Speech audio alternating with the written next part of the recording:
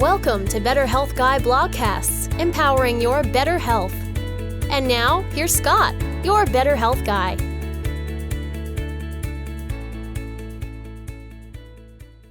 The content of this show is for informational purposes only and is not intended to diagnose, treat, or cure any illness or medical condition. Nothing in today's discussion is meant to serve as medical advice or as information to facilitate self-treatment. As always, please discuss any potential health-related decisions with your own personal medical authority. Hello, everyone, and welcome to episode 226 of the Better Health Guy blogcast series. Today's guest is Dr. Jonathan Streit, and the topic of the show is microglial activation in chronic illness. Dr. Jonathan Streit is a functional and European biological medicine practitioner. He's dedicated his professional life to helping patients with complex chronic illnesses. His passion for this type of work grew from walking with his wife through her own battle with Epstein Barr and Lyme disease. Since then, Dr. Streit has focused his career on applying and advancing these approaches to address the deeper roots surrounding chronic illness. He's the co-founder of the Institute for Restorative Health, where he and his team use the BioRestorative Method, a comprehensive approach that blends European biological medicine, functional medicine, neurology, nutrition, and terrain-based healing principles. Dr. Streit has trained with internationally recognized leaders in healthcare, completed postdoctoral work through the American Institute of Postural Neurology, and teaches pathology and functional medicine for the University of Integrative Health doctoral program. With nearly 2 decades of clinical experience, he's supported patients across a wide range of chronic health challenges. To bring these insights to the many still struggling without answers, he wrote Silent Spark, An Unseen Force Fueling Chronic Illness and How to Heal, a book that sheds light on the often overlooked deepest roots keeping people sick. And now my interview with Dr. Jonathan Streit. Today, we're going to learn about the role of the microglia in both health and illness. This is a topic that we haven't really covered on the podcast in any great detail. And so I'm honored today to have Dr. Jonathan Streit here to talk with us about microglial activation and his new book, Silent Spark, An Unseen Force Fueling Chronic Illness and How to Heal. So let's get this microglial podcast activated. No pun intended. Thanks for being here, Dr. Streit. Absolutely. Thank you for having me. I appreciate it. So first, talk a little bit about your personal story. How did chronic illness, how did microglial activation enter your own life and fuel the passion that you have for both the work you do with complex chronic illness patients, but also really serving as the spark for writing your new book? I think that anyone that is in chronic illness, you kind of are essentially called to do it, called to work it, right? And so if you didn't get through it yourself, you helped someone that you love, right? So for me, my wife was kind of the pivotal point for me. And as I'm working with her, trying to figure things out, I'm also working in chronic illness. I've been doing it for 20 years now almost. And you know, when you see patients that you work with get better, and then you see some that you do something very similar that have very similar stories, very similar symptoms, and they not get as well, that keeps me up at night. That type of thing, it doesn't make sense to me. And so in an effort to try and make sense out of that, I was sitting down, Lord, tell me, give me something to understand here on what can I do for these patients that are seemingly not getting as far as I'd like them to get. And so, time passes and moves on, and I get introduced to a book called The Angels and the Assassin. And it is a book about research in microglia. And it is a little bit more pointed towards the neurodegenerative things like Alzheimer's or dementia. And I started reading it because my mother-in-law suffers from frontal temporal dementia. And so I'm reading that, trying to figure some stuff out, and then it clicks. This chronic illness, Lyme, Epstein Barr, mold illness, you name it, is activating these little immune cells in the brain. And they're turned on, creating a cascade of inflammation back downstream. And that's where I started thinking this could very well be kind of another area that we can really focus on in the chronic illness spectrum, because nobody's really talking about it. Nobody's really, there are some people, of course, in the research world, that type of thing, but we're kind of dancing around something that is extreme. It's the elephant in the room that no one's actually talking about, I think. And so when I started researching and I started reading journals and I started reading other books about it, I had about 100 pages of notes. And I realized, because I'm not a writer, Scott, I'm not a writer. I feel bad for the editor because they had to do a lot of work. I'm a talker, but not a writer. I'm like, I need to write this book because this is all the information right here, but it's a dense topic. I mean, it is a very dense topic and it's hard.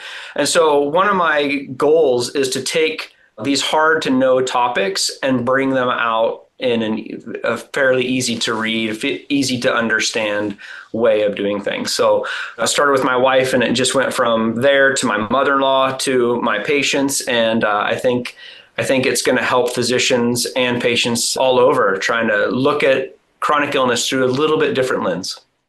Yeah, I think the only podcasts where we've touched on this before were traumatic brain injury and also the PANDAS realm, and they were just kind of not really the entire focus. So I'm excited to learn more from you. I think this is a critical topic. So let's set the stage for the discussion. What are microglia? You've said they're both involved in neuroinflammation and neuroprotection, that they're both a silent spark of inflammation and a regenerative force. So are they considered part of the immune system? Are they white blood cells? Are they macrophages? And at a high level, what's their role in supporting health? And then where in the body do we find microglia? All right. So microglia are the central nervous system's resident immune cell, and they align more with macrophages than anything else. They are even a little bit specialized in that case, because macrophages are usually built within the bone marrow and they proliferate there, and then they go out into the peripheral aspects of the body, whereas microglia actually migrated there in utero from the yolk sac, and they set up shop in the central nervous system, and that's where they stay. And so they don't leave the central nervous system. I think that's important to understand in the world of microglia. Their spinal cord, and then they're in the brain. They are densely impacting the limbic system and our memory centers, which we'll get into later, I'm sure. And yet when a microglia becomes activated, meaning there's some type of toxicant, there's trauma, there's a chronic infection, they actually change their morphology. They become less docile and less delivering nutrients to the brain, and they become more what we call phagocytic, or they start to envelop these areas in the body. So they become more of, like, think of it like a gardener, right? So if you are a Japanese gardener in a dynasty long ago, the samurai or the ninja, right? They got their tools taken away for their martial arts, and they then used rakes, and they use their tools in the garden to sweep everything up, but yet they're actually silent assassins, right? So when we look at microglia through the lens of that angel and the assassin, like the book was writing about, they can deliver really good nutrients to the brain, but when they get activated, they deliver a kind of, like, in other words, a death blow to neural networks in the brain. And so that book was pretty pivotal for me in trying to understand microglia. So let's talk a little bit about the M1, M2 states of the microglia. What are they? And then is there kind of a corollary with microglia and inflammation in general, where maybe short-term activation of the microglia could be beneficial, but that more chronic, never-ending chronic microglial activation is really the concern? And maybe to summarize it, are they friend or foe, bodyguard or villain, Jekyll or Hyde? Yeah, Yeah, I'm really happy that you asked that particular question because they are a little bit of all of that. So when I look at microglia, it's kind of like a chronic illness. I think a lot of people resonate with this analogy. And it's kind of like a family member. And sometimes our family members are there and they're supporting us and they're helping us. And sometimes they're caustic. And yet we can't get away from them because they're family. And so we look at microglia in the same way. The scientists use M1 and M2 as a explanation for regular macrophages and how they work. So an M1 state is an inflammatory state. And an M2 state is a natural, more normal anti-inflammatory state, if you will. So M1 is actually a kind of a moniker for macrophages and their peripheral state inside the body versus microglia. So they just kind of use the same terminology here. So M1 is an activated microglia. M2 is the natural form that's delivering good nutrients to the body. So is it fair then to say that the M1 state is more attack, more driving of neuroinflammation, where M2 is more healing, more cleanup or janitorial service, more resting state, more neuroprotective? Absolutely. So M1 is going to be your activated state. So I'll use the analogy. I didn't write this in the book, but I use it in my office a lot. Microglia are like these monkeys that live in this giant, beautiful tree in the Amazon, and they're going from neural branch to neural branch, selectively picking the ripe fruit, selectively pruning the dead leaves, and then they're dropping that down to the soil below, and it becomes fertilizer, right? So that's the M2 state, where everything is natural moving. Now, if we have a toxicant or an infection that's slithering up the trunk of that tree, they start going absolutely crazy and they start swinging from branch to branch, picking fruit. It doesn't matter if it's ripe or not. They break branches, they create chaos, and that's that M1 state. And so I really look at that and say, okay, how do we calm these monkeys or these microglia down? And that's what this book is about, is how to take something that's active and chronically active and reduce it. Because you're right, Scott, it is important to have acute M1 activation because it saves our brain. It does support us. But the problem is chronic long-term activation of microglia. It becomes a detriment to our body. I thought you were going to say the M1 state was the monkey poop, but anyway, that analogy didn't quite go there. The monkey poop that's the fertilizer, man. That's like, that's a parasympathetic activity there. So, so what symptoms or conditions lead you to think about activation of the microglia as a significant contributor in a patient in front of you, how they present, what drives you to more deeply exploring the microglial contribution to their condition?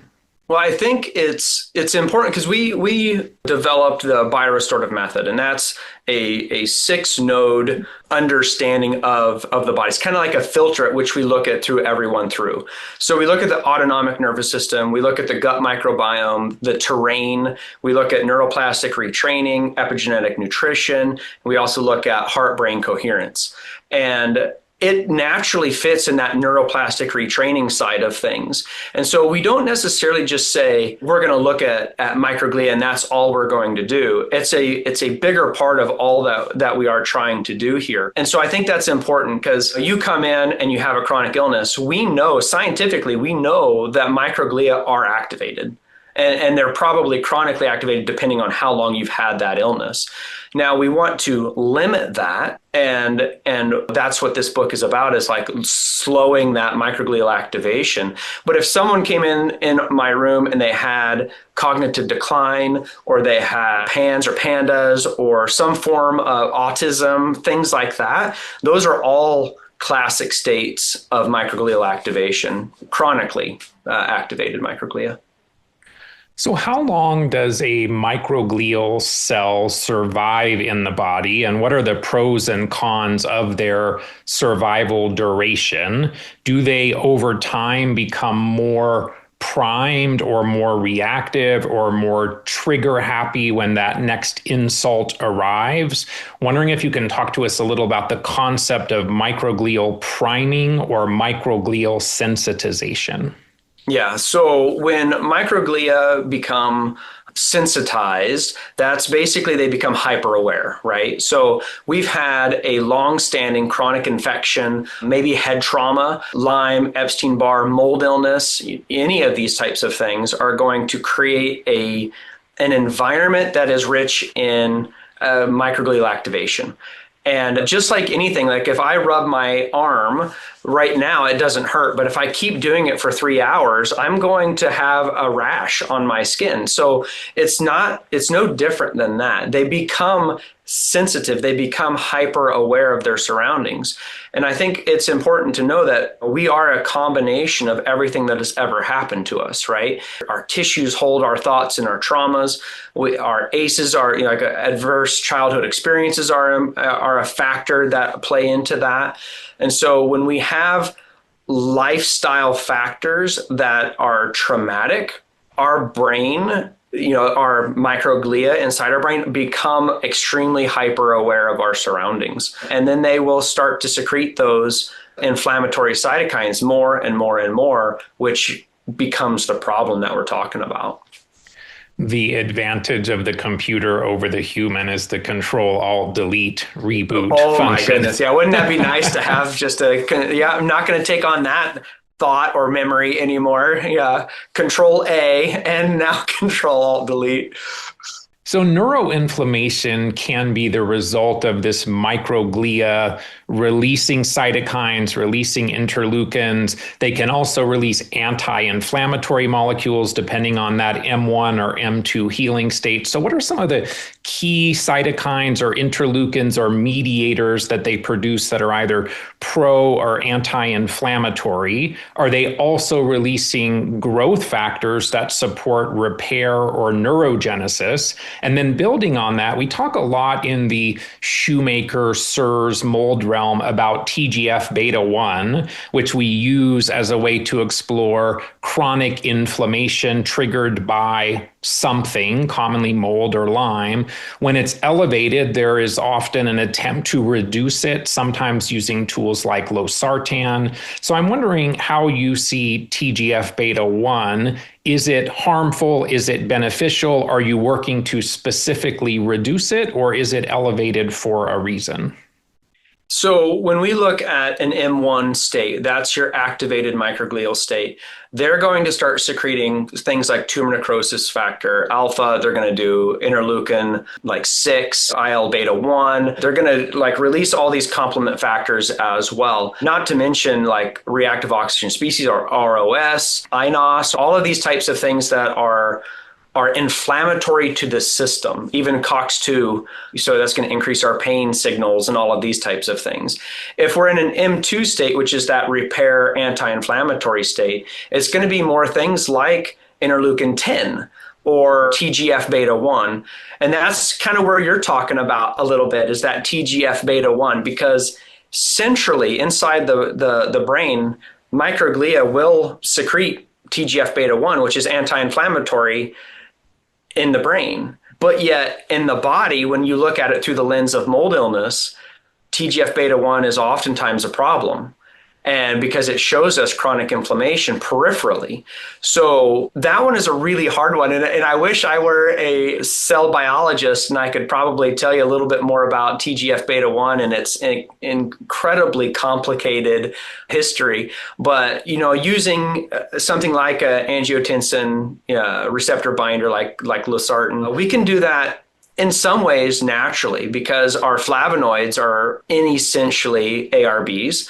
So things like I've mentioned in the book, apigenin or fisetin, those are both fairly potent flavonoids, bioflavonoids that we can utilize. We can also use things like quercetin. I'm a fan of hinoki oil. Like I write about that a little bit in the book. And so, we look at those types of things and they can act peripherally as a anti-inflammatory agent against that. So I don't have the luxury of being able to use luxury and the detriment really of pharmaceuticals. That's not my world, but I think what we have to do is when you're in this natural world, as you know, Scott, is you have to really start thinking outside of the box, and you have to get into the biochemistry a lot more, because you want to have the same effect for your patient as maybe a drug does have, but yet you don't want any of the side effects of that drug. I think that's where we're at. Now, to answer your questions on the growth factors, an M2 or a anti-inflammatory microglial state, it does release brain-derived neurotrophic factor, glial-derived neurotrophic factor, or even a nerve growth factor. So that's, we were going back to that monkey analogy. That's that ripe fruit that's falling to the ground, or secretions fertilizing the soil underneath. And so that's your true state of an M2, is really getting that back into that brain-derived neurotrophic factor, which is so healthy for the brain. So how do we test for whether or not microglia are detrimentally activated? Obviously, there's signs and symptoms and conditions, but are there some labs that you use that kind of support that diagnosis? Maybe some cytokine or interleukin panels, organic acids, potentially any imaging, or is this largely a clinical diagnosis? I would say that you can go down the path of using something like a CytoDX, which gives you a lot of the interleukins, the tumor necrosis factor. You can do specialized testing like TGF beta 1, or you could do these types of things that you can find like the Shoemaker protocol type things. You can look at MSH or VIP. You can look at all of these lab markers.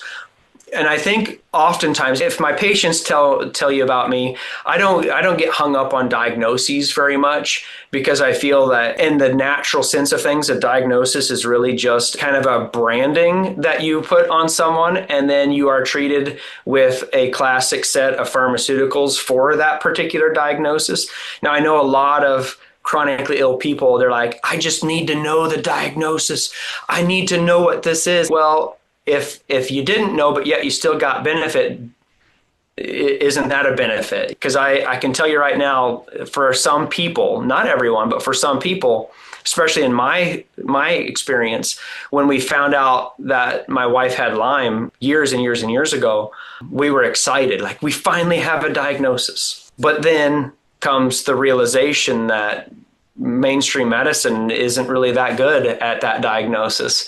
And so now you're like, I've become this diagnosis, and I refuse to go down the road of calling anyone a limey or a spoonie or whatever the monikers are these days, because I do not agree with labeling yourself with that. So in the treatment room, I can do those things. I can look at that, but that's an increased cost for our patients, and I'm going to treat it the same way, whether I know it's there or not. But my scientific side is interested, and I have ran the CytoDX panel. One in particular patient, a third of the markers were elevated.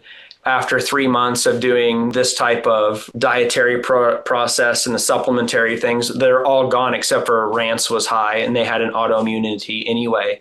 And so I was pretty excited about that. That really got me excited about the supplementation and the dietary aspects of microglia.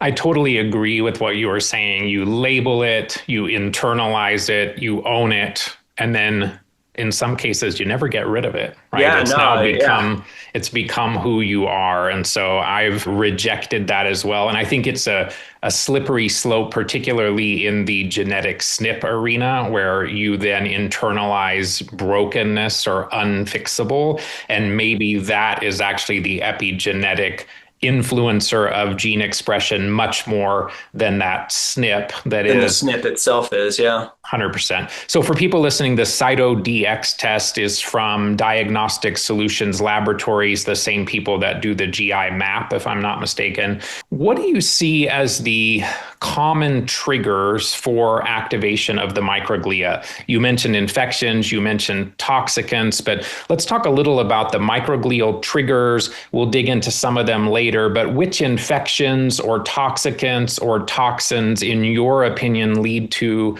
the most significant activation of the microglia? And are there key triggers that you also then screen for in assessing a patient when you're thinking about those activators of microglia?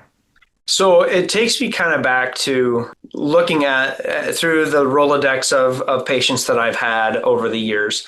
There seems to be a very common thread when you're talking about Lyme or you're talking about Epstein Barr virus or any of these things. There is usually a trauma, whether it's a physical trauma, like I hit my head or I crashed my bicycle, or I had an emotional trauma, I had a family member pass away or something like that, that then all of a sudden, seemingly out of nowhere, I have all of these symptoms known as Lyme or Epstein Barr or whatever it is. And that always struck me as the straw that broke the camel's back type thing.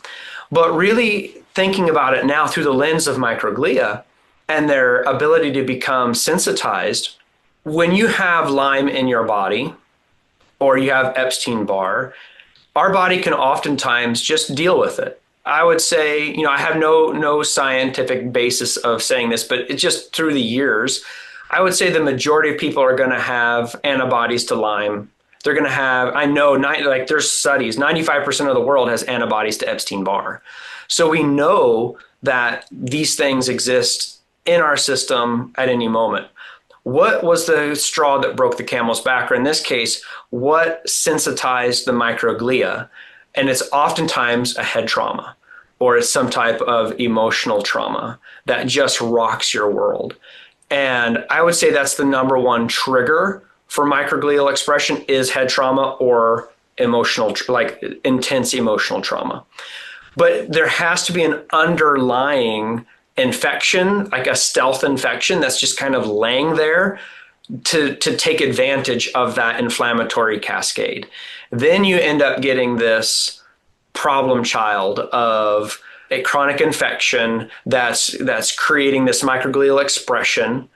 And then people like you interview all the time that worked for these people to try and remove the infection or subdue it or get someone into remission.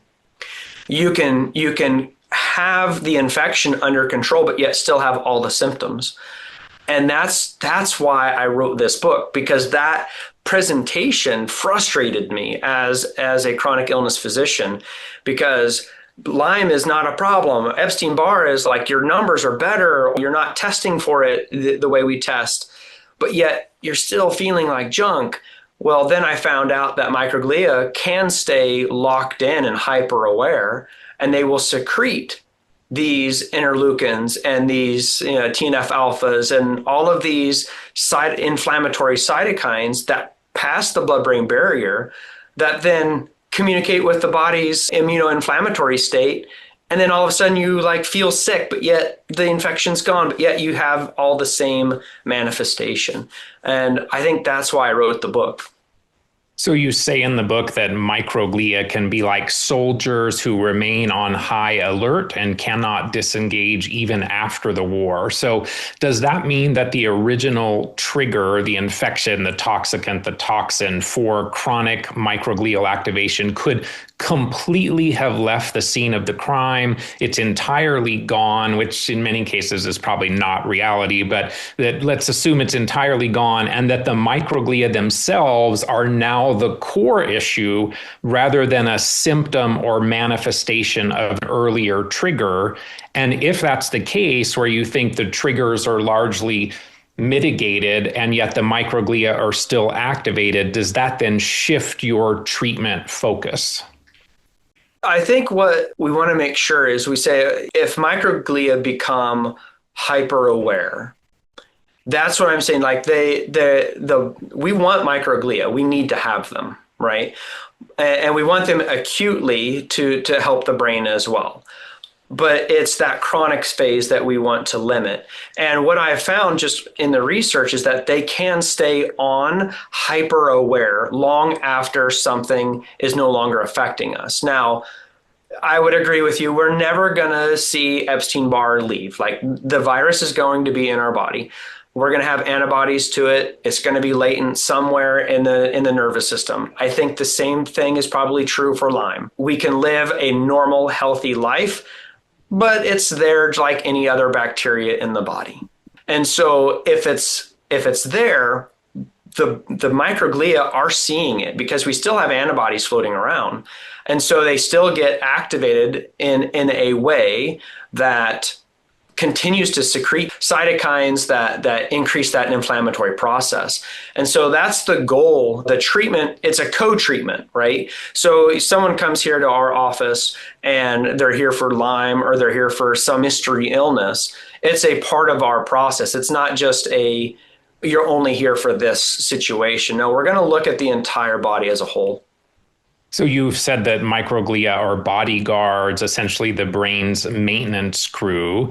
They have many roles that you outline in the book, including immune defense or surveillance, clearing away of debris, supporting neurons, pruning synapses, repairing damage, monitoring and communicating with other surrounding cells, and modulating brain activity. So let's talk a little about what the microglia do when they encounter an infection or a toxin or some cellular debris. How do they respond to that? How do they remove that trigger or danger or insult? Do they hand it off to some other cell? What is that process? All right, so we have two versions of microglia. That M2, which is the anti-inflammatory, it's what we call ramified. So it has these nice, long, spindly arms, like that monkey, where it uses its arms, its legs, and its tail to climb around the tree. And so they're very thin, skinny, and they can go from branch to branch very easily. That's that ramified, non-threatening microglia. Then all of a sudden, if they find something or they're triggered by a cytokine or they're triggered by a hormone or they're triggered by something or trauma, they actually become amoeboid-like. Those arms get really, really swollen and thick, and they start grabbing a hold of things and ingesting it. And that's where that phagocytosis comes in. It actually breaks down whatever it's finding inside of itself, and then it's actually releasing more cytokines to recruit more cells to the area to clean up that area. Now, the problem with that is chronically activated amoeboid-like phagocytic microglia. That's a mouthful right there. What you're going to find is that they start accidentally breaking good neural synapses. They start degrading appropriate synapses, and that's what leads to brain fog, cognitive decline. Further down the road from there, we get the Alzheimer's and the dementia and all of those types of things. And now I'm not saying, I don't want to scare people. I think it's important. Just because you've had Lyme for years doesn't mean that you're going to go out and have Alzheimer's. Like, I'm not saying that. But what I am saying is that in every Alzheimer's case, they're finding activated microglia in dense populations. And I think that's important to see. You say that chronic microglial activation is like an engine that, when left unchecked and unmaintained, leads to cumulative wear and tear. So can we think of addressing microglial activation kind of like the bucket analogy, where there's many contributors or triggers that overflow the bucket and eventually then lead to symptoms? And the goal then is to create enough margin in the bucket so that it's not overflowing, so that our symptoms are no longer present. Or do we need to find and mitigate every possible trigger that an individual patient might have to stop that chronic microglial activation?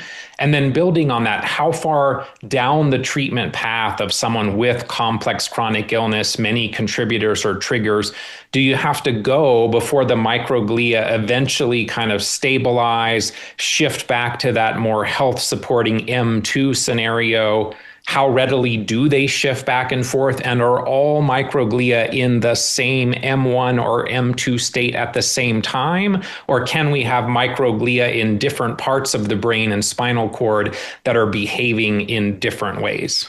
The way I understand it is, when we have microglial activation, it's not just one cell gets turned off and then it convinces every other microglia to become active.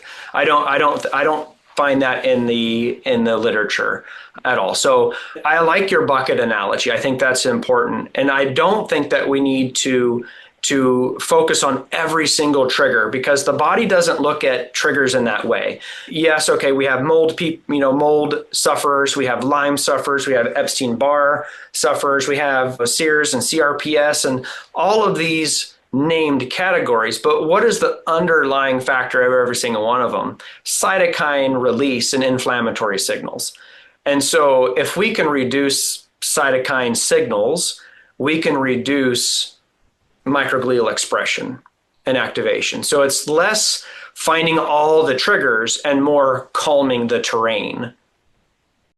So let's talk a little bit about their role in pruning synapses. What does that mean? What does it mean in terms of our memory, negative thought patterns, normal brain development, neuroplasticity, adaptability? How do the microglia determine what to prune?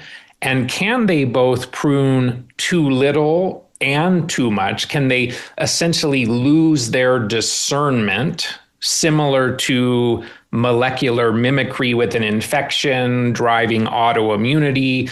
And with that loss of discernment, prune synapses that are beneficial or important? And can that over-pruning itself then lead to complex chronic disease states or conditions where that aggressive over-pruning is actually leading to other problems? I kind of look at an analogy, kind of like if you open up your refrigerator, right? And if you have kids, there's stuff all over inside there that you're like, what? When did you make that? And how old is that? Right. And so at least in our refrigerator, this is the way it is. So in a classic state, when you open that up, you're starting to prune, like in an M2 state, right? We're pruning, we're taking out the diseased foods, we're taking out the smelly foods, we're organizing everything. And this is how the brain consolidates memory. It's how it helps new neural connections. So we look at this as like, okay, let's remove the things that need to be removed. And it's, different chemicals that are at play that the microglia say, okay, like that needs to be pruned away, or that particular branch is no longer being used. It releases a particular chemical. The microglia in an M2 state go over there and selectively prune that off. No different than looking in the fridge and pulling out what needs to be pulled out. So now you're left with a well-organized refrigerator that you can see and you can remember where everything is. And that's that memory consolidation as well. And so we can look through the refrigerator and we kind of have a picture of it in our mind, because like that's where the milk goes, that's where the tea goes, that's where this goes. You kind of have an idea. In a under pruned state, you have the junk that's left in there. If you have an over pruned state, you have no food, right? And so you don't have the brain derived neurotrophic factor. You don't have the glial derived neurotrophic factor, and your neural synapses aren't as healthy as they need to be. Then they start secreting cytokines or debris, and then that activates even more microglia. And that's where that cascade in Alzheimer's or dementia starts to creep up, and then they lose memory, these types of things. So I use analogy a lot, Scott, in what I do, because I think it resonates with my own brain more as well versus the science as well. So I hope that's okay. Yeah, it's great. As I read the book, I felt there was a lot of overlap between microglial activation and mast cell activation. And in fact, one of my colleagues, Brendan Vermeyer, calls it microglial activation syndrome. So how are microglia and mast cells similar or different? How are the triggers overlapping or not? And then is the treatment approach conceptually the same in that we are trying to calm the mast cells or microglia while at the same time addressing the triggers to bring longer term resolution of that activation state? So how much in your mind conceptually does microglial activation and mast cell activation overlap? And can mast cell activation itself be a trigger for microglial activation? Yes, yes, and partially. So, so that was a long, I love that question. It's because there is absolutely correlation between mast cell activation and microglial activation. Absolutely. And there's a lot of crossover. And you'll see in our mast cells, we're going to look at I look at it more like those are, I know that they're in the brain, but we're going to look at them peripherally versus microglia centrally. And they're secreting all the same or a lot of the same cytokines as microglia are. The question is though is treatment wise, there's even things that I've written in the book like oleamide or homunculus that actually support both MCAS and microglial activation. And so there is some crossover there, but they aren't exactly the same. They do have different factors that they promote. I'm not necessarily, like your friend, I'm not an expert in MCAS, but I do understand that there is a giant correlation between the two. And I think working on microglial activation, because what I found is that when you lower that, I do believe that it starts to lower that MCAS susceptibility as well. And I don't know, which one is greater. And I think they both deserve a lot of attention. Dr. Neil Nathan, one of my key mentors, and Beth O'Hara over the years have brought to our attention the connection to the limbic system, to the vagus nerve, the nervous system, tying that into mast cells, and kind of created this triad of healing being working on the limbic system, the vagus nerve, and the mast cell activation. We know the number of mast cells is higher in the limbic system. You alluded to the microglial portion of the limbic system as well.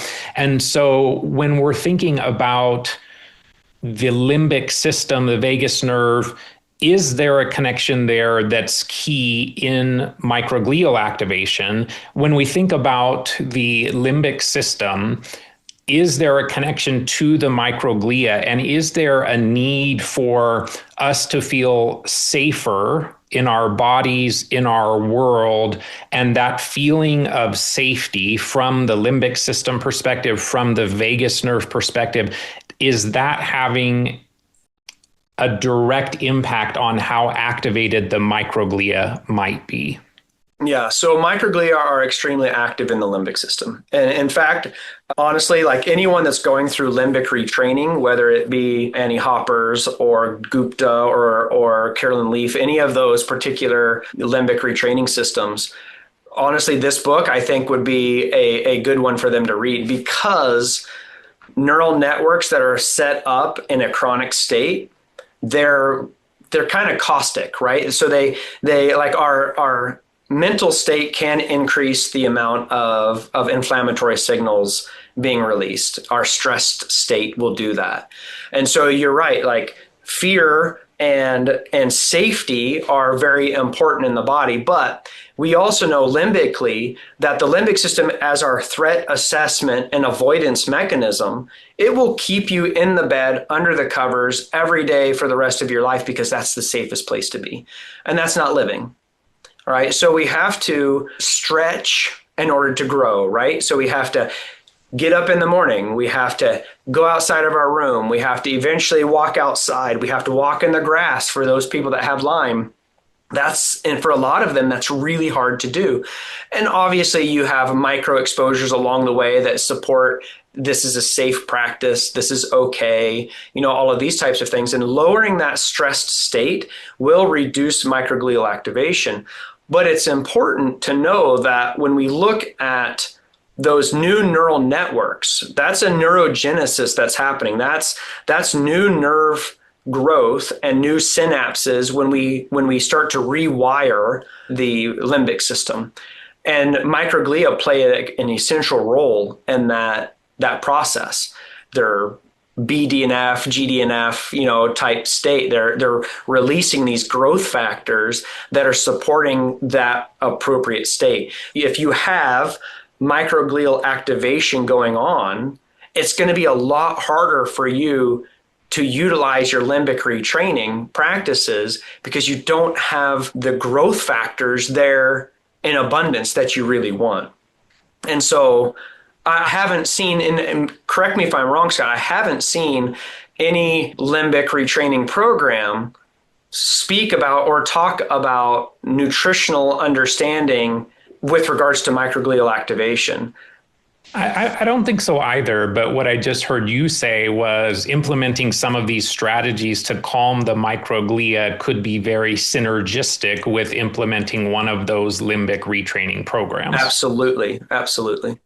When we think about Lyme co-infections like Bartonella, Babesia, have you seen any one specific vector-borne infection that is more commonly a significant driver of microglial activation? And do you find that they can ultimately get to the point that they don't need ongoing antimicrobial interventions to keep those microglia in their more anti-inflammatory M2 state? Or do you find that some people need longer term or even lifelong support for those triggers of microglia activation? So what I have found is basic. It comes down to 2 or 3 different things that I've really noticed over time. Mold toxins are an issue. And I think they're a big issue because your body doesn't get rid of them. And I love Neil Nathan's work and essentially, if you lack of better terms, chelating mycotoxins out of the body. I think that's very important. So looking through his work to figure out how to appropriately nutritionally remove these mycotoxins because they're constantly creating a problem in the body. The other aspect, Toxic. It's a great book. The other aspect I didn't really write about much in the book. It's actually mycoplasma.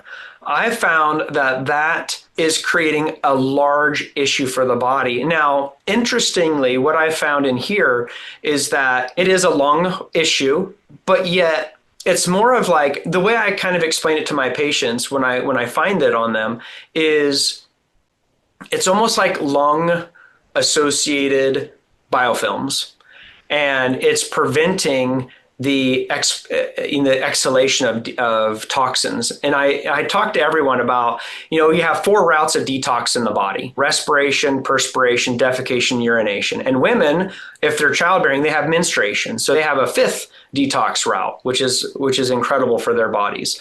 But the number one route, the 70% of all detox, is through the lungs. And so if we have this mycoplasma that is preventing our lungs from detoxing appropriately, it's building up inside the body. So this is what I found even a little bit before COVID, but it really came to light post-COVID because we have this, what I call the tidal edema. It basically upwelled everything that the body had tried to figure out, and it just came to the surface. And then once the COVID was gone, you're left with a massive amount of debris and trash that now the body has to create a response to get rid of. And plasma is one of those things that just popped up. And I think that's a bigger factor than most people are thinking it is. And Lyme and Epstein Barr are kind of tied, to be honest with you. I totally agree. I definitely see mycoplasma a lot and probably isn't something that's discussed much. I think initially from the work of Dr. Garth Nicholson is where we started to learn about it, did a podcast on that many years ago, but I agree it's an important one. The world changed in March of 2020 with the COVID pandemic. So wondering how COVID's been another layer in microglial activation. Do you find that it's more persistence of the virus? Do you find that it's more spike protein as a toxin? And have your patients that have had microglial issues related to COVID been more from the wild type exposure or those that had the COVID vaccines? Are there specific tools that you're finding helpful in mitigating either SARS-CoV-2 or the spike protein, thinking kind of in the realm of spike protein binding strategies? Yeah, so I've come across augmented NAC. I've come across different other binders, if you will, or neutralizers of spike protein. I don't use augmented NAC in the clinic yet. I still have questions about how they're augmenting it. I believe it. I read the research, but I just haven't used it in the clinic yet. I would say across the board, the person that didn't get the vaccine, they fare better than those that did have to get it or chose to get it. And it has to do with that spike protein machinery that just is now a part of their body. And that's one of the strategies I use for that is, Dr. Ardis talks about it at length, is nutritional nicotine. And I'm a huge fan of that. In fact, it supported my ability to get a little focused and finally finish one of the 5 books that I'm in the middle of writing right now. I look at that and I think, okay, it did help with that. It's non-addictive, anti-inflammatory, neurosupportive. Microglia respond to it really well, and it puts them into that M2 phase. I think it's a winning combination. Some NAC, augmented NAC, nicotine, and then other strategies like andrographis or quintessence, things like that. Yeah, so the nicotine conversation is definitely interesting. Dr. Jill Christa's talked about it in mast cell activation, in Pott's dysautonomia, in Ehlers-Danlos syndrome. I definitely think there's a lot of ways that could be helpful for people. We see many complex chronic conditions these days, such as autism, PANS-PANDAS, MS, Parkinson's, ALS, Alzheimer's, schizophrenia, even depression and anxiety. You say in the book that chronic microglial activation contributes to neurodegenerative diseases by promoting persistent inflammation and excessive synaptic pruning, leading to cognitive decline and the continuation of complex chronic illness. So how do the microglia both potentially create or drive or potentially help to bring resolution to these more significant crossing into neurodegenerative disease conditions? You've said that protection can turn to fire. So how much of a role does chronic excessive microglial activation play in these complex chronic illnesses? Does the location of where in the CNS, in the spinal cord, in the brain, the microglia are activated have some role in which condition may manifest? And how much of a role do we think microglia activation play in complicating conditions like Lyme, mold, and even CFS-ME? So when we look at, like when I was reading all of the literature that I was reading, a lot of it had to do with neurodegenerative diseases.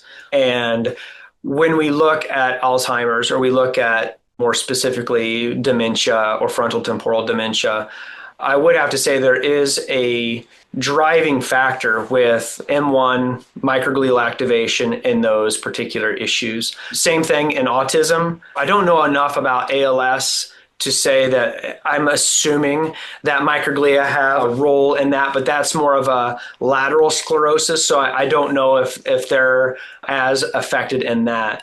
But when you look at all of these, something to think about is also our omega-6 to omega-3 ratios. We know in someone that has a high omega-6 to omega-3 ratio in their body, their microglia are a little bit more primed than another person. So I forgot to mention, that's another way that we can kind of look at the inflammatory state shows microglial activation, not necessarily that it's a sign of microglial activation. It's about the inflammatory state. So each of these, there's been research, like for instance, schizophrenia, 70-1 omega-6 to omega-3 ratio. And if we can start working with anti-inflammatories, lowering microglial activation, the question is can we start to reverse some of these neurodegenerative diseases? And I think we can. Science isn't there yet, but they are studying. They're studying things like 40 hertz. In the book, Angels and the Assassin, it talks about they created Alzheimer's mice. And in those mice, they used a fiber optic cable into the center of their brain and flashed light at 40 hertz. And they had plaque removal of about 90% in a short amount of time. There was plaque removal. Now, what removed the plaques? The light shining in the area switched the M1 to an M2 state. The M2 state then cleaned up its mess. And I think that's incredible. And that's what really excites me. Now, I wish it was sooner than later because of my own mother-in-law having FTD. I think in the next 10 or 15 years, we're going to have frequency-based correction of neurodegenerative diseases, and at least in that realm of things. And I do believe, we look at Parkinson's, it's substantia nigra. We look at depression is in different centers of the body. Anxiety is in different centers of the body, the frontal cortex. So I do think that wherever our microglia are centered and active, probably has a role in what it is that you're suffering from. One of the cool things, my full body red light panel has the option to pulse at 40 hertz, which is an additional benefit of doing full body red light, right? Yeah. What role do microglia play in autoimmunity? Are the microglia a contributor to autoimmunity? Have they themselves lost discernment and potentially are then attacking healthy cells in an attempt to protect us that really has gone awry, creating localized autoimmunity in the central nervous system? Or is it more indirect in that they're producing cytokines, interleukins, reactive oxygen species, which are then driving or contributing to more systemic autoimmunity? What is the role of microglia in conditions like rheumatoid arthritis, lupus, Hashimoto's, Graves, and other autoimmune conditions? Looking back with what I've looked at through patient labs and stuff. So, Vibrant America has a neural like an autoimmune neuro panel. Neural zoomer. Yeah, the neural zoomer. And looking at that, this is where I found anti-alpha-synuclein. I found other autoimmune categories that scare the heck out of you because they're central nervous system autoimmunities. That's Parkinson's at age of 30.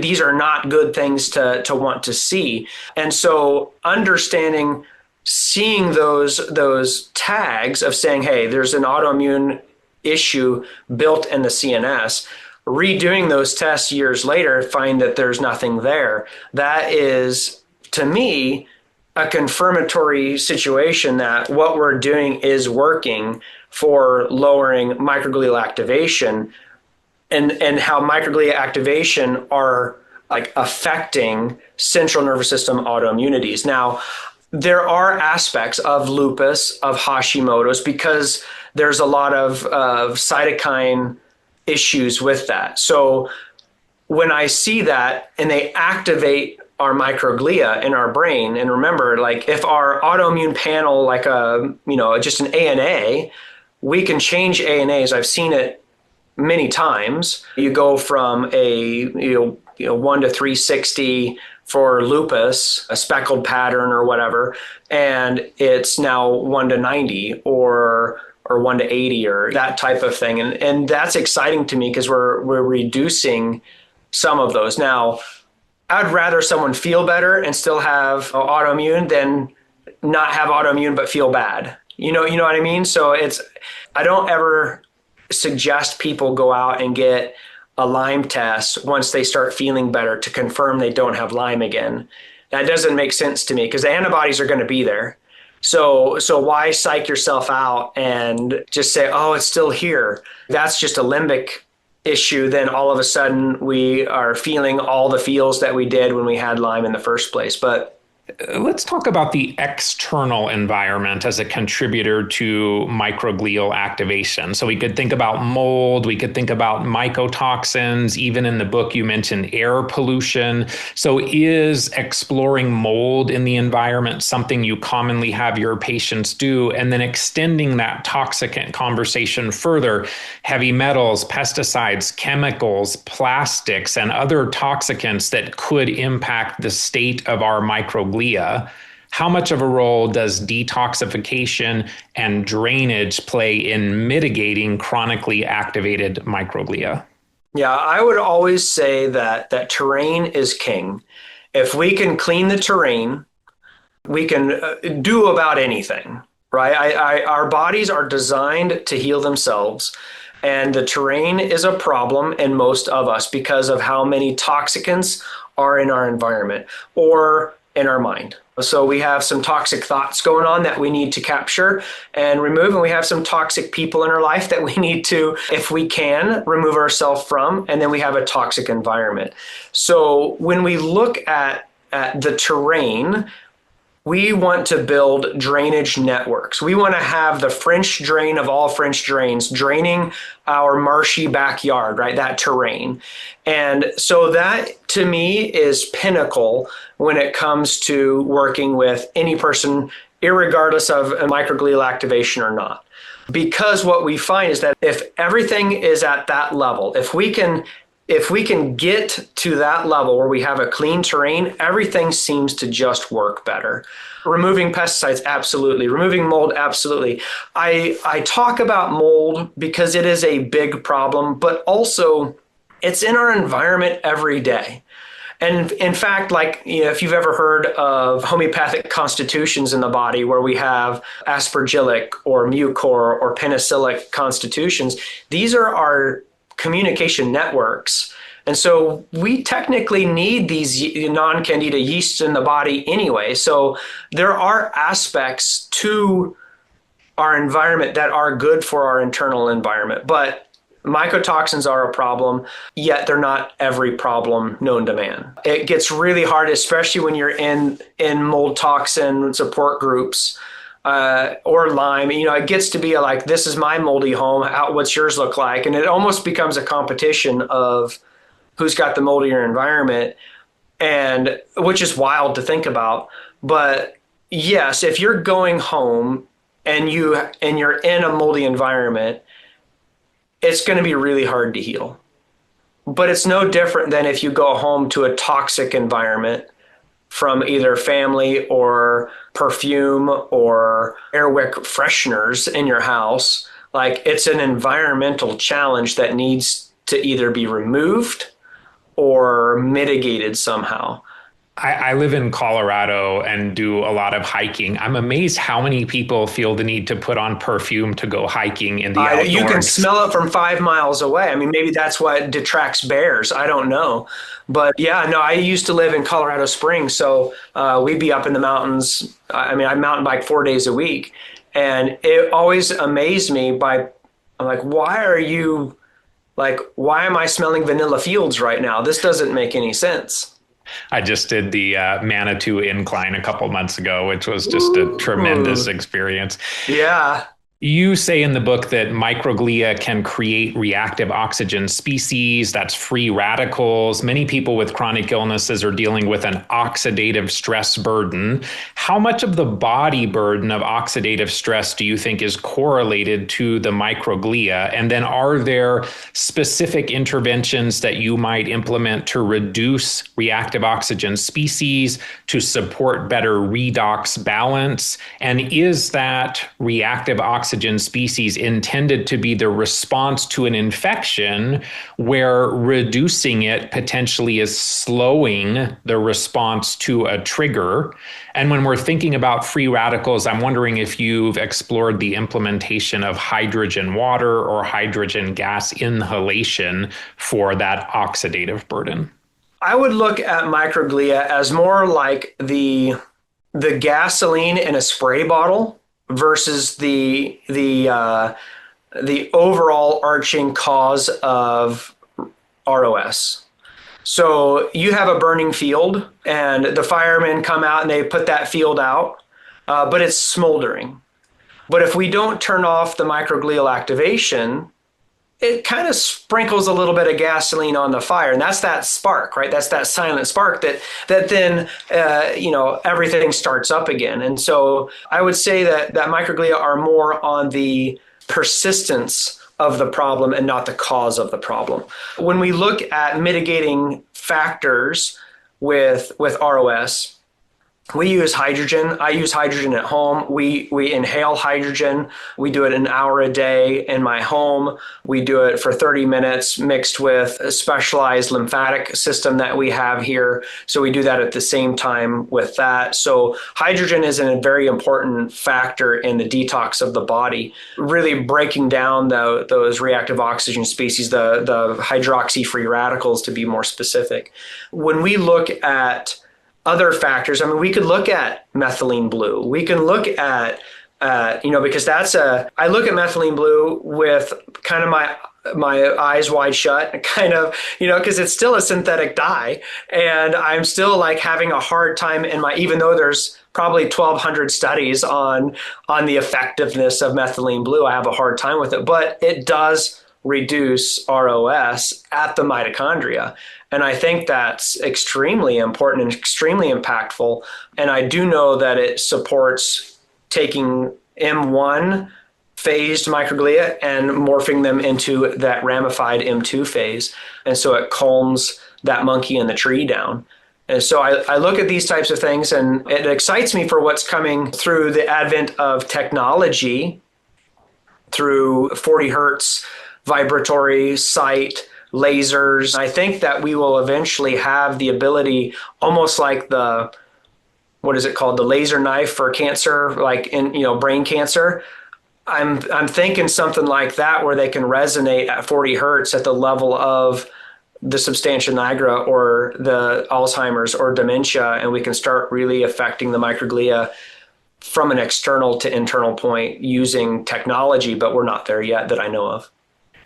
So the methylene blue conversation, I was going to ask about that a little later, but that's interesting that you are exploring that for calming potentially the microglia. I think it also is helping some people with Bartonella, which could be a trigger for microglia as well. You talk in the book about another dye called Brilliant Blue G as well that people can learn more about when they take a look at the book. Let's talk a little bit about the gut. So how do you know when a patient has a gut-brain microglial axis-driven condition? Does gut inflammation from foods, from microbial dysbiosis, intestinal permeability, does that impact microglia in the CNS? Does microglia activation itself have any impact on motility, intestinal barrier function, even on microbial diversity potentially? And then talk to us a little bit about lipopolysaccharides, endotoxins. Are those activators or triggers of microglia? So when we look at the gut, I always discuss the importance of gut microbiome with our patients. It's a part of one of our 6 nodes of the BioRestorative Method. So when we look at that, I draw a picture out and I talk about the cells of the lining of the gut and how they eat short chain fatty acids. And in primarily butyric acid or propionic acid. Like butyric acid is one I use a lot of in my clinic. And that butyric acid goes in and it actually gives nutrients to the lining of the gut. And I talk about the lining of the gut because if you have leaky gut, you have an inflamed gut. If you have an inflamed gut, you have cytokines that are released in the body. If you have an inflamed gut, you're more likely going to have bacteria and the like that are supporting the creation of more glutamate than other neurotransmitters. So that leads to anxiety, which obviously is a brain associated situation. We have glutamate that's being released, and that actually communicates with the brain, and that increases activation of microglia as well. So there is a direct link between the gut and the brain.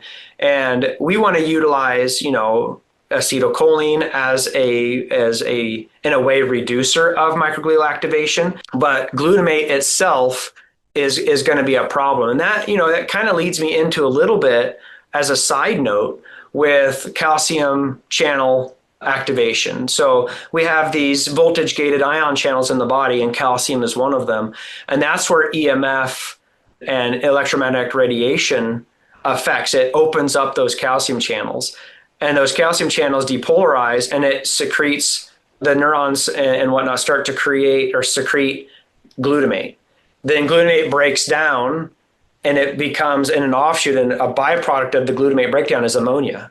And so now we have an ammonia accumulation in the brain in different areas causing inflammation, which then depolarizes more glutamate. So we have a problem, and that's every time we stick our cell phone to our ear, we're getting calcium channel ions to release locally. And so that's where EMFs and those types of things play in to microglial and gut associated changes and challenges. So when you see that someone has, and I know we can do some testing, Vibrant has some options. When you see someone has high glutamate, how do you approach reducing that glutamate excitotoxicity? Whenever I work with leaky gut, I don't go right to like glutamine powder to support someone's leaky gut. And the reason why is anything that's left over in the glutamine becomes some type of glutamate that then can stir the pot, especially in those with anxiety or depression or microglial activation, which is pretty much anyone that has a chronic illness. I look at utilizing I don't use GABA either that much, just as a kind of a side note, because, whenever I look at GABA, I think, okay, the body should make this on its own. If I raise GABA to a certain point, it will actually reflexively raise glutamate as well as it's teeter-tottering, its homeostatic nature. So if my glutamate is high, you've kind of broken through that homeostasis of glutamate. And GABA is low. So if I give you GABA, this side might not be broken. So if I gave you 500 milligrams of GABA, that could actually raise our glutamate as well. So I want to make sure I don't do that. So I give a gamma amino, which is L-theanine. It's a glutamate scavenger. It does pretty well at lowering dietary glutamate as well as endogenous creation of glutamate. And then I give butyric acid. So now people might put those two together, gamma amino butyric acid, that's GABA, but it's not in its one connected form. It's brick and mortar. So the body can use the butyric acid to support the lining of the gut, to heal and seal the gut. And then it's going to use L-theanine as a way to reduce glutamate that is going to heal and help the inflammatory environment of the brain and the gut. And then whatever's left over becomes GABA and the body uses it the way it's supposed to. So LPS or lipopolysaccharides are basically microbial bits that are extremely inflammatory.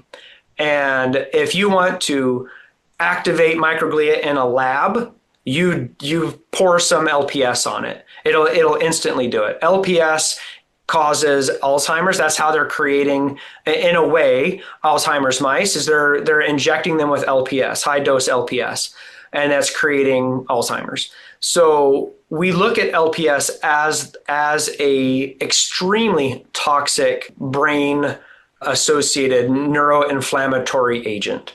And so, if we have LPS in our environment, that's very toxic to our bodies. And I do think that somewhere along the way, maybe that will be a target for intervention, is how do we melt LPS how do we get rid of LPS, kind of like microplastics. How do we get rid of microplastics? That will be an invention probably in the next 10 years as well, which is exciting to know that we can fix maybe a lot of problems that humankind created with microplastics. You've said that chronic microglial activation influences systemic inflammation, metabolic dysfunction, and cardiovascular health by perpetuating immune and hormonal imbalances. So I want to focus just for a second more on the endocrine hormonal side of things. How does microglial activation vary by gender?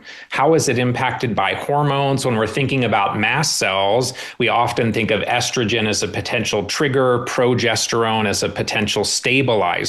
So when we're thinking about microglia, is estrogen increasing inflammation and pain? Is it protective or anti-inflammatory? How do hormones impact microglia? And is there a place for bioidentical hormone replacement therapy, or BHRT, in supporting the microglia? So I'll kind of go right off the bat here in the gender differences of microglia. It comes down to receptors of corticoids, glucocorticoids on the receptor of microglia. Women and men's microglia have the same amount of receptors, but women hold on to the glucocorticoids longer. So your stress levels, as your cortisol rises, women can't clear that as quickly as men clear it. That's just the nature of it. And so we look at that, and so the longer that's there, the more likely we're going to have an inflamed M1 state in microglia. because high stress, high cortisol will convert the M2 to an M1. Right. And so we want to make sure that we reduce overall cortisol exposure in a safe and effective way. But that is the difference between men and women. And I don't know. I write in the book where I think it has to do with why in my office, 70% of my patients are female, if not more than that.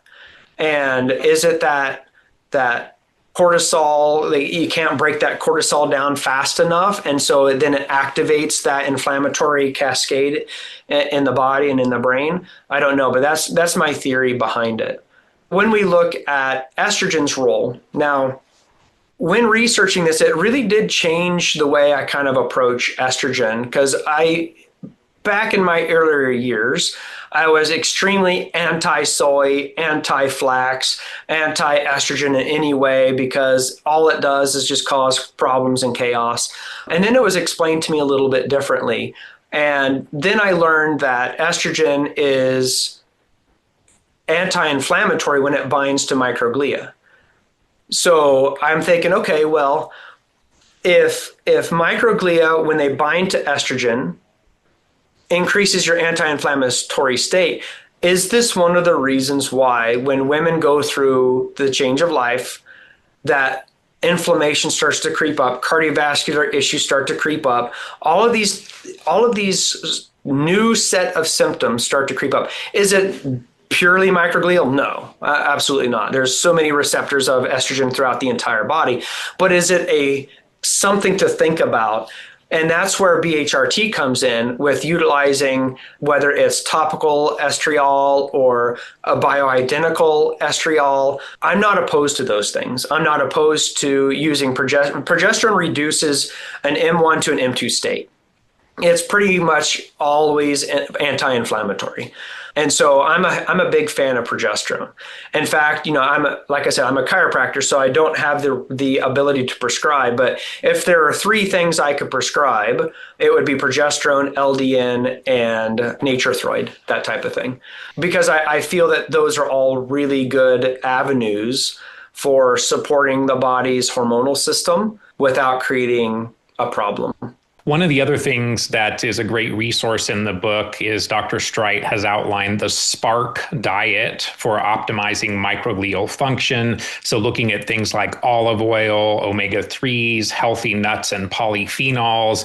SPARK stands for simple stabilizing foods, polyphenols, anti-inflammatory fats, restorative minerals and micronutrients, and ketone supporting strategies. So great resource in the book for people that want to learn more about that. You talked about EMRs and EMFs being a potential impact on our microglia as well. Wondering if there are any top strategies that you've found for reducing or mitigating the impact of EMR and EMF on our biological systems. Yeah, so we utilize things like Safe Space in our office. We use Wi-Fi, which it emits a mass amount of scalar wave that kind of mitigate intrusive EMFs. We have, I personally will use Aries Tech, their pendants. I like those for me. I actually, Scott, I talk maybe a tiny bit about this in the book. I don't remember now, but I actually created an additive that goes into I work with a company called Quantum Vital Technologies in British Columbia, and we create all natural skincare. And I use this additive into the skincare, and it's been showing a reduction of EMF exposure in skincare. Anything you can do to distance yourself, because it really comes down to the power is in how close you are, the field strength, right? And so we need to just stay away from holding our cell phone. Like I'll talk a lot about, the finger rule, like hold your cell phone right here, because nobody likes to be the guy that's on speakerphone in the middle of, you're that guy. I get it. There's some rules like that. Throwing on EMF reducing strategies on your cell phone, on your electronics.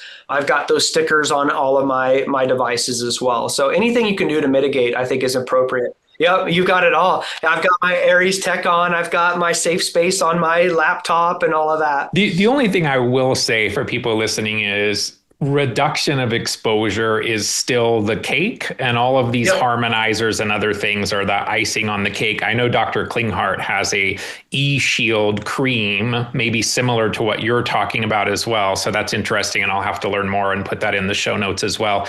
Wondering if with people with chronic microglial activation, do you see the mental, emotional triggers being significant? You mentioned ACEs or adverse childhood experiences or events. And are you then finding tools like EMDR or other mental, emotional trauma strategies helpful? When we look at EMDR, if we can desensitize the fear or the phobia or the addiction, that's all prefrontal cortex, that's all limbic system, right? It's amygdala, it's all of that. So if we can kind of modulate the activity in those areas into a less stressed state, we're going to reduce microglial activation every time. So I'm a fan of EMDR. I'm a fan of, like you had mentioned just a little bit ago, Mark Wollen's book. I've worked with Mark, and it was profound for me. And so it really supported something that I needed support on, which then obviously lowers my stress level on certain factors. And so I'm a big fan of EMDR, or you can use the Pulsetto, the vagus nerve stimulator. You can use a CES device. We use that one in the clinic. There's also Apollo Neuro, which I utilize. So I like a lot of these tools to just really support that vagus nerve. And you have to be a little bit careful on the vagus nerve. According to Porges, there's two routes. You got the polyvagal theory. So you got the dorsal and the ventral. So you can't, like, social connection trumps all devices. You can have all the devices in the world, but if you don't have social connection, they're going to be limited on their ability, I believe. Let's talk a little bit about chronic pain. So conditions like CRPS, which you mentioned, or complex regional pain syndrome can be debilitating. The couple of clients that I've had that have dealt with that, it's just a really, really tough thing to deal with. We also know fibromyalgia, which was one of my earlier diagnoses many years ago. How does chronic pain tie in with central sensitization, with microglial activation? And in patients with chronic pain, are you then focused both on the microglial activation as well as finding tools simultaneously to help them symptomatically with their pain? Absolutely. So when we look at central sensitization, that's, to explain to people, that's when an area, for instance, if my elbow hurts and it chronically hurts, then is the pain in my brain or is it in my elbow? A lot of people are like, well, it's in my elbow. Like, well, maybe the original injury was in the elbow, but you're feeling it in your brain, right? And so if my elbow hurts, it's firing a very specific area in the brain. Central sensitization is when that hurts for a long time, it starts to spread.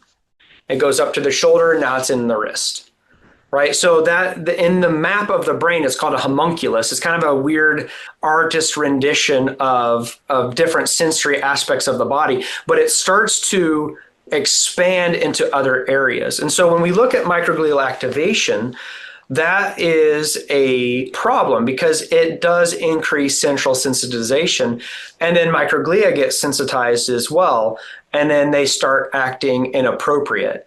And so I believe that we can reduce central sensitization, and I believe that we can actually help the sensitized microglial cell become less and less sensitive as well. And that's this entire book is associated with reducing its activation's hyper alertness. Let's talk a little bit about the blood-brain barrier and how the breakdown of the blood-brain barrier may then allow some triggers into the brain, into the nervous system that further activate microglia. Are you using any of the S100B type testing to see how the blood-brain barrier is functioning? And are there specific things then that you might implement that are more supportive of healing or optimizing the blood-brain barrier?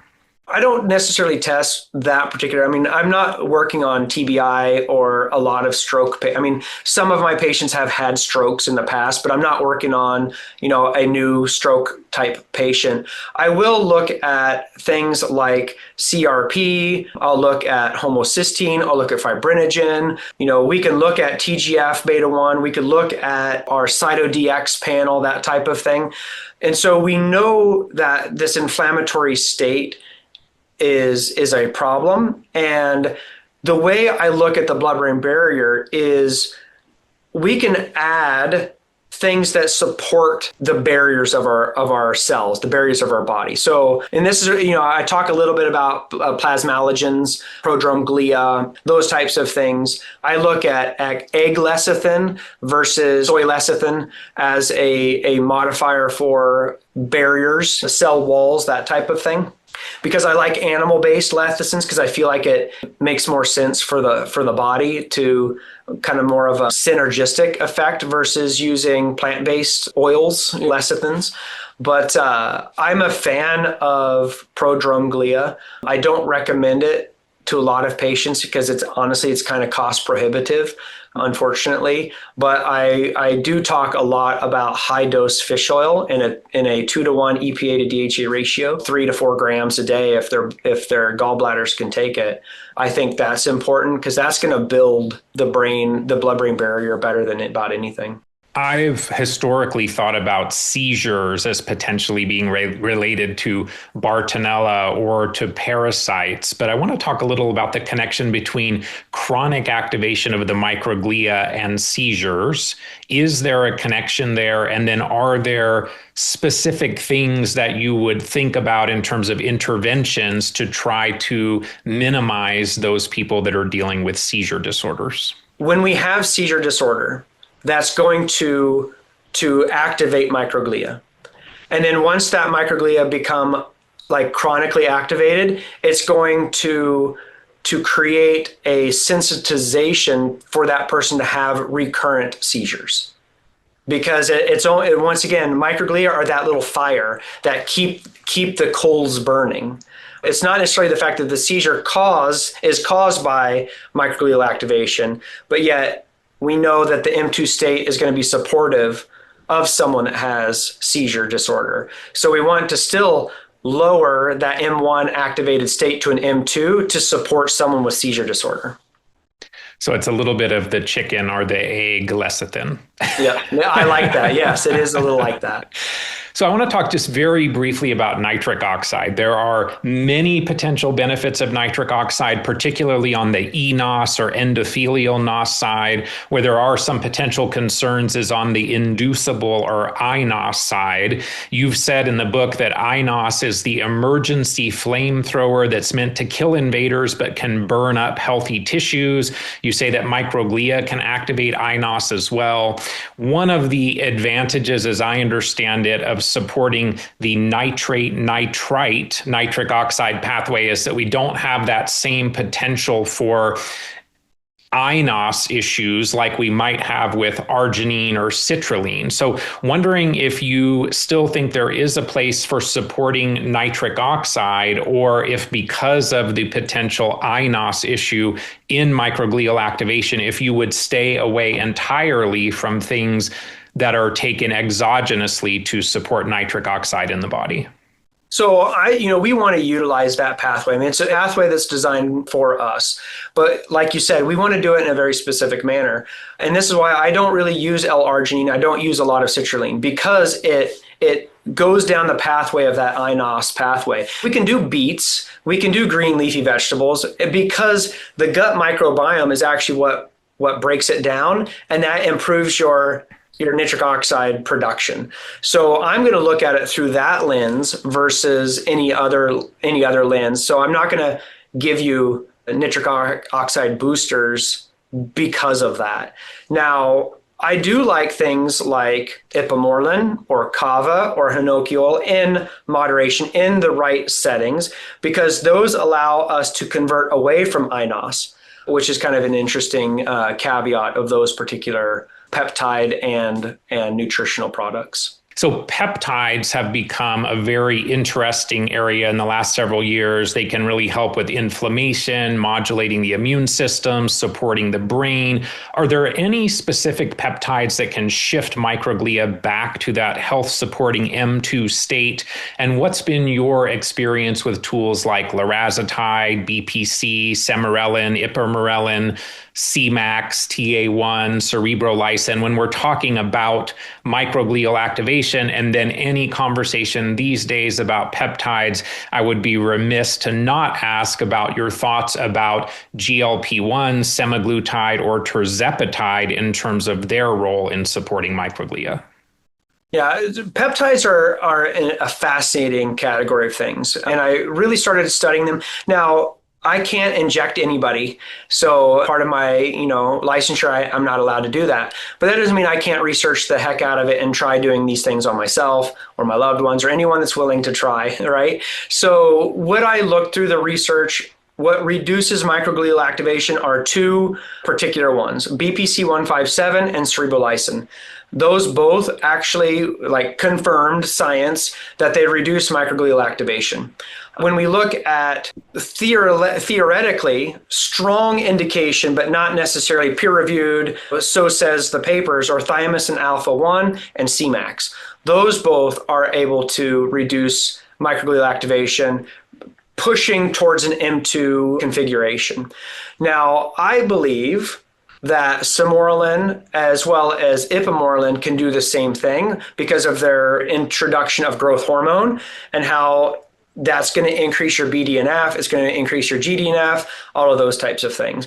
But I don't have the scientific literature that will prove that. When I wrote this book and I have over 100 cited references, it was important to me to speak in a way that medical doctors, that us natural health and wellness, that we don't necessarily need a double-blind placebo-controlled trial to know something works. But I wanted that for them. But larazotide, that's an interesting one because larazotide, I've only found a couple areas that you can find this, but it's a pill you can take and it actually is supporting the body's ability to reduce zonulin intrusion into the barriers. So if we have zonulin in our gut barrier or in our blood-brain barrier, if we can remove that or reduce zonulin's impact, we can seal these particular barriers up. And I think that's really important to really look at these peptides because I do think that they're the wave of the future.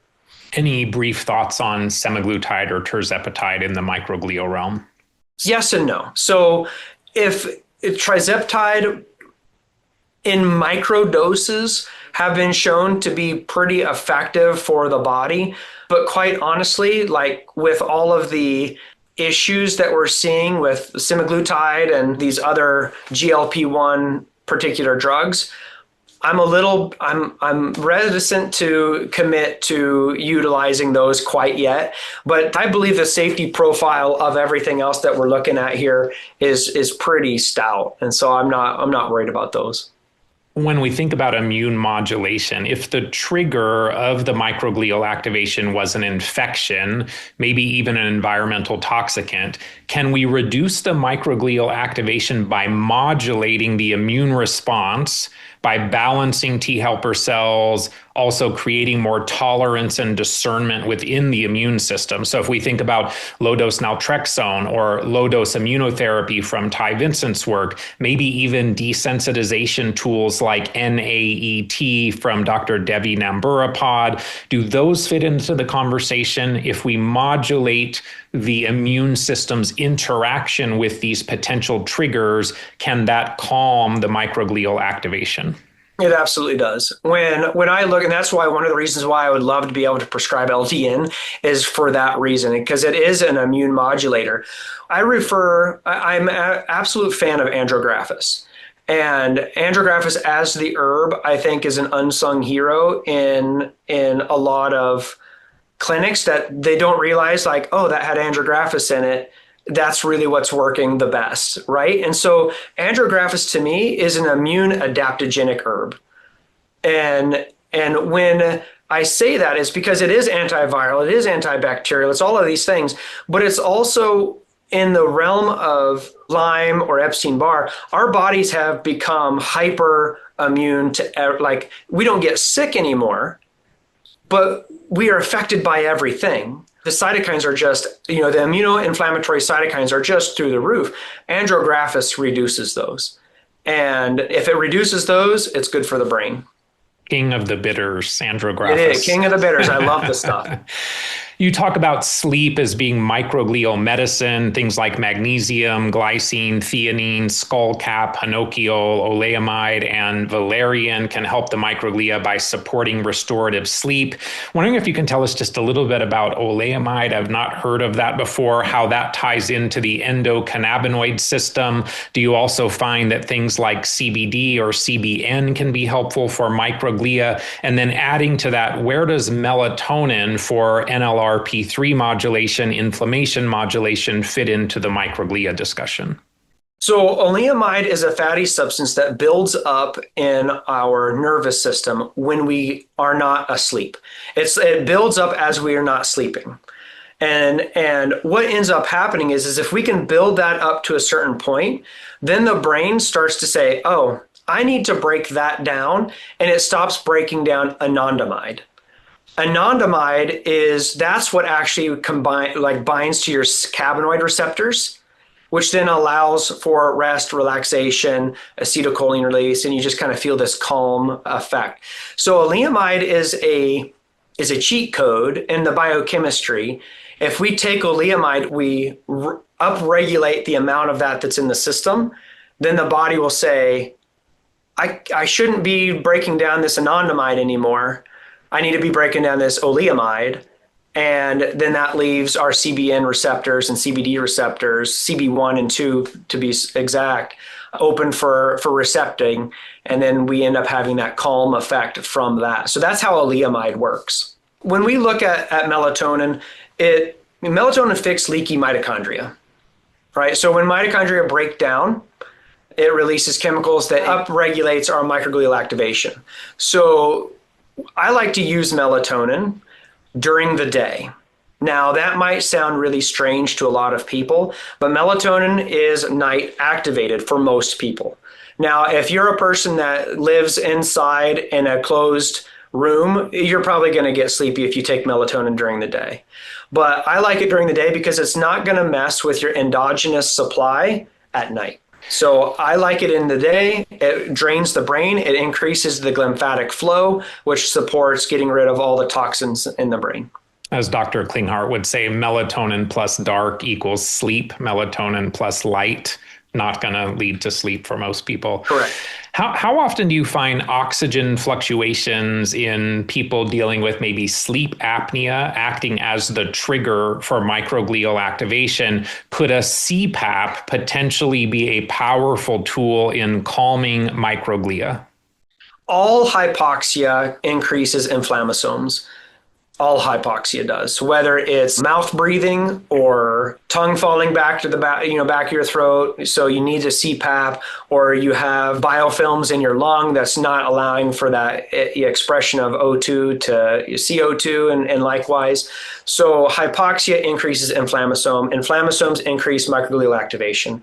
So anytime that we can introduce oxygen into the system in a controlled, appropriate manner, it's going to support microglial cells. Now, HBOT is kind of an interesting category because hyperbaric oxygen, we want that. I think that's great. But if you're not if you're not adding antioxidants to that, a ton of antioxidants, you can actually cause a little bit more oxidative stress in the body, which then increases inflammasomes as well. So you have to be a little bit careful with some of these oxygen therapies. So maybe drinking some hydrogen water before we get into the HBOT. Yeah, I like that. So I'm just going to mention a number of interventions that you highlight in the book. People can get more detail there. I then have a couple of follow-up questions, but you talk about so many amazing things in the microglial realm. So PEA, we've talked about low-dose naltrexone, many of the fats, EPA, DHA, resolvins, and protectins.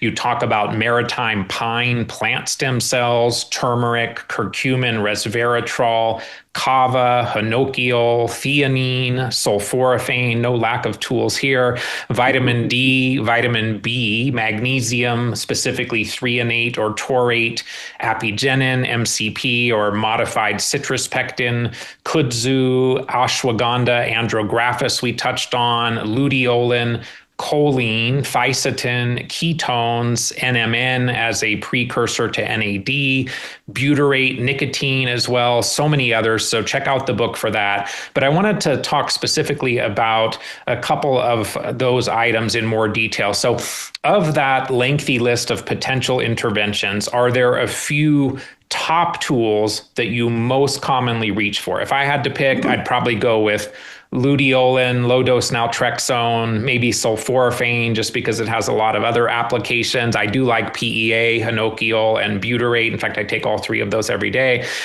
What rises to the top of your clinical toolbox for microglial activation?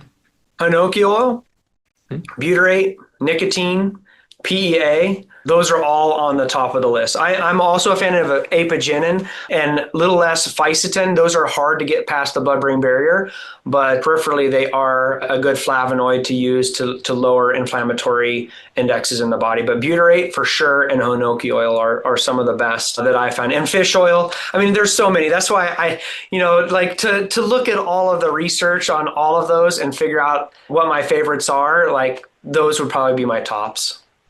And LDN, which you highlighted a couple of times. Yeah, but I can't prescribe that. So it can't be one of my top favorites, but it is in there. Interestingly, a lot of the things in your list for microglial support also support mast cells. So it's kind of nice to have a lot of those that are twofers, essentially. Yep. Wondering if you've explored fucoidan at all, which also has, beyond many, many other benefits, appears to be beneficial for the microglia.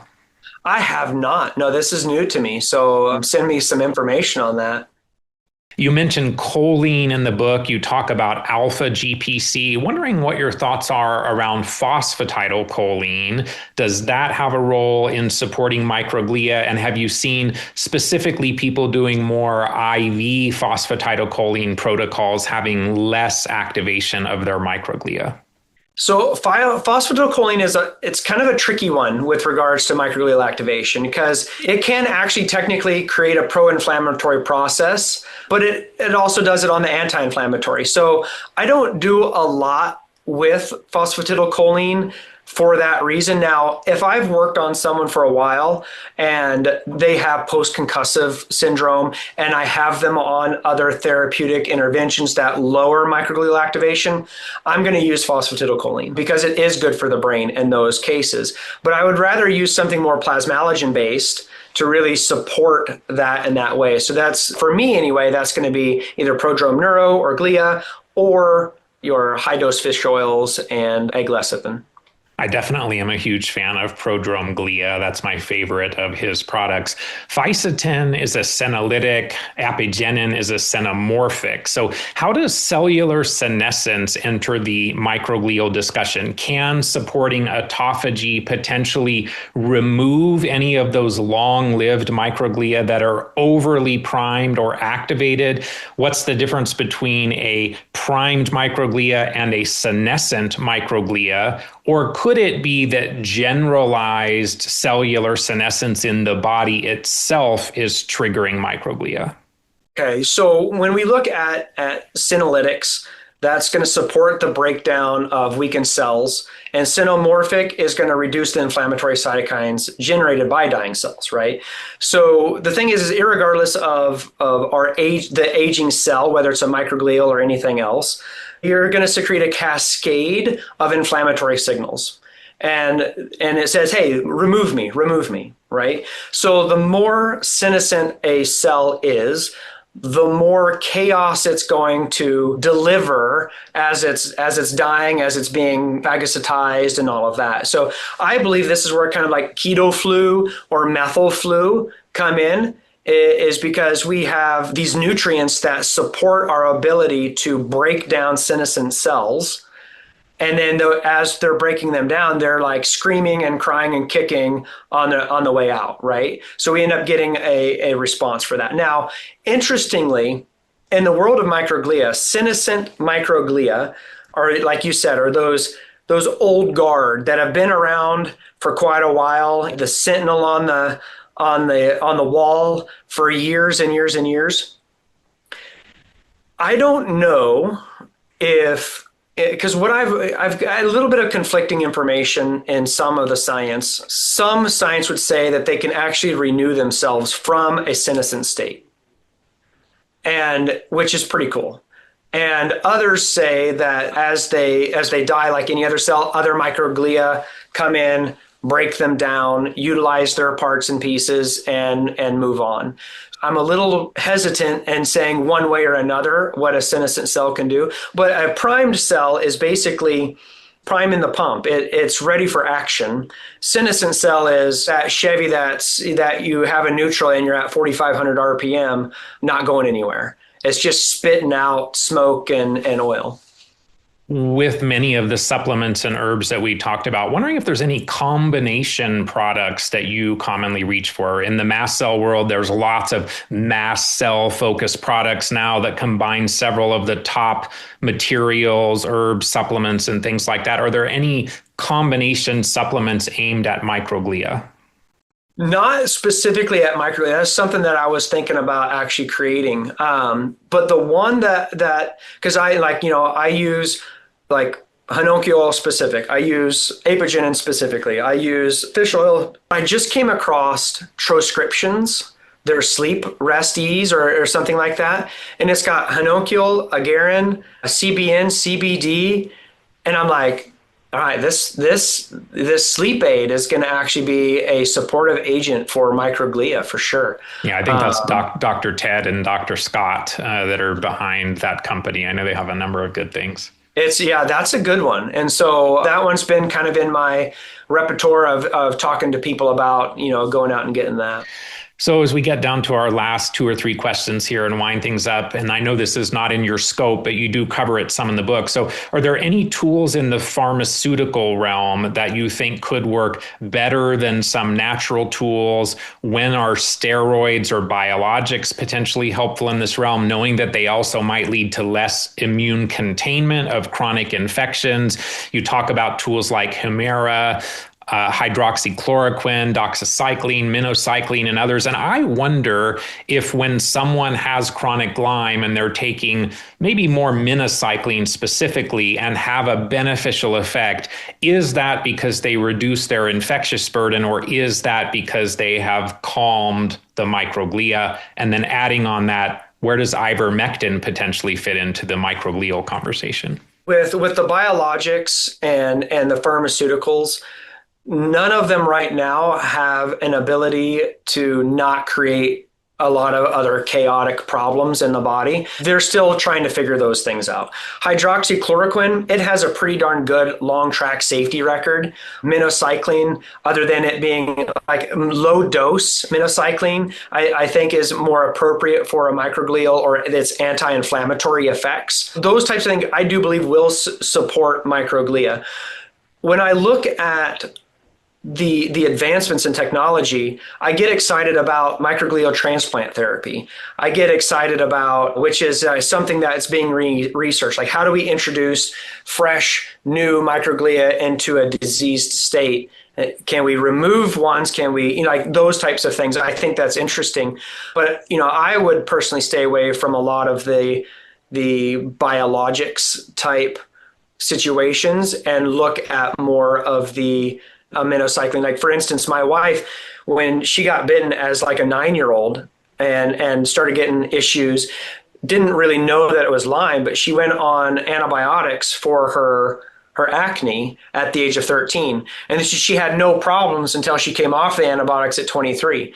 So I do believe that it wasn't necessarily killing the bacteria off, but it was supported her inflammatory pathways to the point it just was under the radar. Any role for ivermectin in this conversation? Yeah, I mean, ivermectin, it's a reducer of about any immune inflammatory cytokine. I believe ivermectin has a place and that it does support your immune inflammatory cytokines. I can't, prescribe it or anything like that, but I think there is a place for it. Last question before our wrap-up question. Are there any tools that we did not discuss in the physics realm that have application here? What about light therapy, sound therapy, PEMF, frequency-specific microcurrent? And then building on that, I know we talked about 40 hertz as being helpful in this realm. 40 hertz in the book, you say, causes neurons to release VIP, or vasoactive intestinal polypeptide, which signals the cleaning system to get to work. In the Dr. Shoemaker realm, VIP is used as a nasal spray. So wondering if you've used VIP nasal spray in patients with microglial activation. I haven't used the nasal spray yet. It is something that I think is inappropriate for most of our patients anyway. But we'll use red light therapy. Like, you can actually get out and get a Vilite. I'll have some people go out and get Vilites where they put the red diode up their nose, and there's a Vilite Neuro that syncs it at 40 hertz now. They're even on top of, the 40 hertz side of things. Sound therapy at 40 hertz. And you don't just, it's not just going and playing 40 hertz on the internet. Like, that's not what we're talking about here, but you can do binaural appropriate, binaural beats type thing. I'm always leery about telling people just to go on YouTube and find that, because I don't know what is in the background of those tones. So I have a harder time telling people like, hey, go do that or go do this.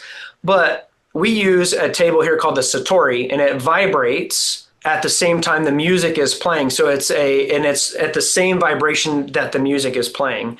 And so we can get a really good set on the brain, the theta or gamma wave. Microglial is the gamma wave that we can really utilize with that particular bed. Do you guys have a Toys R Us sign hanging outside your clinic door? And it feels like that sometimes. We got all these therapies, just, our patients are able to use them every day. So it's kind of an exciting thing to see. My last question is the same for every guest, and that is, what are some of the key things you do on a daily basis in support of your own health? I do hydrogen therapy every day. I think it's important for oxidative stress. I periodically will use methylene blue myself. I use nicotine every other day, 7.5 milligram. That's my own pattern.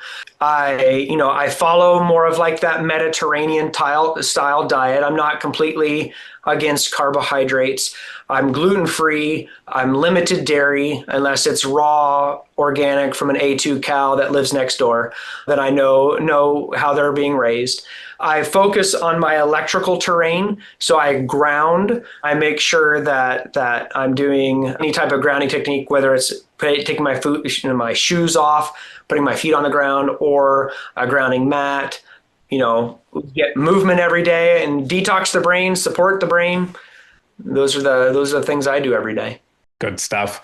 Such an amazing and important conversation. I encourage listeners to get the book Silent Spark, An Unseen Force Fueling Chronic Illness and How to Heal. So grateful for your generosity of time, your knowledge, for activating our brains, activating our minds, and hopefully not activating our microglia. Thanks for being here, Dr. Streit. Thank you for having me. I appreciate you. To learn more about today's guest, visit instituteforrestorativehealth.com. That's instituteforrestorativehealth.com. instituteforrestorativehealth.com. Thanks so much for listening to today's episode. If you're enjoying the podcast, please leave a positive rating or review, as doing so will help the show reach a broader audience. To support the show, visit betterhealthguy.com/donate. To get my newsletter, visit betterhealthguy.com/newsletters. To follow me on Facebook, Instagram, X, or TikTok, you can find me there as Better Health Guy. This and other episodes can be found on Apple Podcasts, Spotify, Amazon Music, YouTube, and Odyssey. Thanks for listening to this Better Health Guy blogcast with Scott, your Better Health Guy. To check out additional shows and learn more about Scott's personal journey to better health, please visit betterhealthguy.com.